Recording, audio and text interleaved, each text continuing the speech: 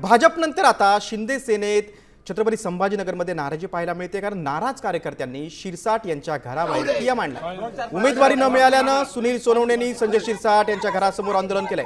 प्रभाग क्रमांक 20 मधून त्यांना उमेदवारी हवी होती, मात्र उमेदवारी नाकारल्यानं शिरसाट यांच्या घराबाहेर ठिय्या आंदोलन केलं।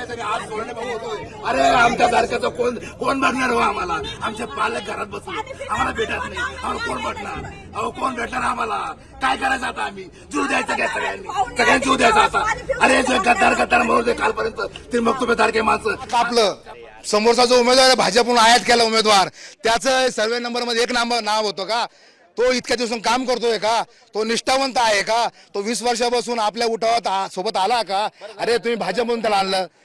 मी पाणी पिणार नाही, मी पाणी पिणार नाही, इथं जीव घ्यायला चालेल, मी पाणी पिणार नाही। तुम्ही कुठल्या प्रभागातून होतात? काय तुम्हाला मी प्रभाग क्रमांक 20 मध्ये। ऐका ना, तुम्ही कुठल्या प्रभागातून इच्छुक होतात? तुम्हाला तिकीट द्यायचं कबूल केलं होतं का? काय नेमकं झालं ते आता सांगा। मी प्रभाग क्रमांक 20 अ मधून अनुसूचित जातीमधून पहिल्यापासून उमेदवारी मागतोय। 2015 सुद्धा उमेदवारी मागली होती, काही कारणास्तव ती कट झाली, म्हणे जाऊ द्या, म्हटलं कट होऊ द्या। पण यावेळेस आम्ही सुरुवातीपासून काम करतोय आणि मला सांगितलं गेलं की युतीची बैठक चालू आहे, युतीची बैठक चालू आहे। युतीमध्ये काय होईल, कोणती जागा आपण सोडून घेतोय साहेब।